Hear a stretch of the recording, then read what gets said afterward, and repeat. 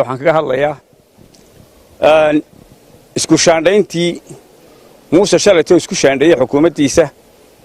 marka hore waa garanaysaano anigu waxaan ahay kaadirintii waaweynaa ee cusbiga kulmiye dadku madaxdu iska sheegtay laakiin aniga waa la wada garanayaa inaan ahay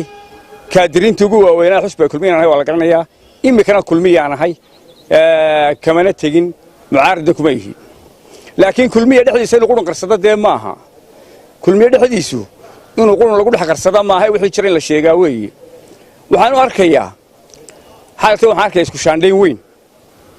isku shaandhayntaasu wuxuu uga jeeday sidaan anigu filayo madaxweynuhu markaynu aragnay madaxtooyadii oo galbeeda markaynu aragnay dekada berbera oo beeshiisu haysato markaynu aragnay janankii ciidamada oo beeshiisu haysato markaynu aragnay maxkamadda sare oo haysato beeshiisu haysato iyo qaar kaloo badan kastankii ugu weynaa dalka oo ay haysato beeshiisu oo kala baydha airportkii dalka Soomaaliland oo dhan oo Hargeysa ku yaallo beeshiisu haysato waxaasoo dhan markaan isu geeyay waxa ii muuqatay cadaalad darro weyn odaygu inuu yiri war maxay naga maqan wasiirka maaliyadda ka maqan reerkeena war isagana inoo keena war maxay naga maqan markuu xisaabtamay inta soo dhigi kuwana inoogu soo dara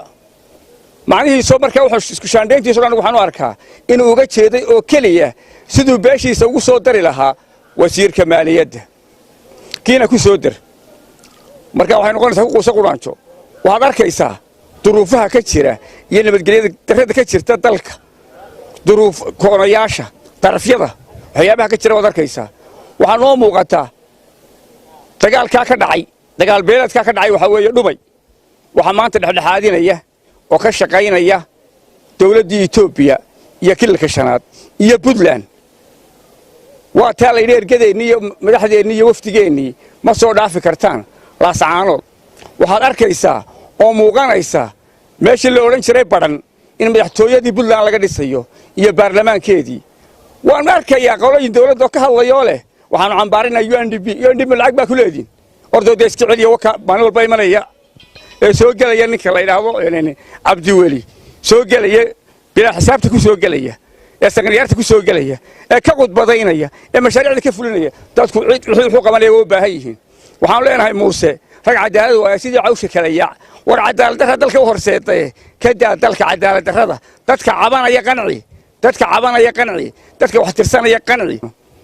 waxaan soo sheegaynaa in waxa weeye ay dalka ka jirto cabasho weyni taa uu shalay sameeyayna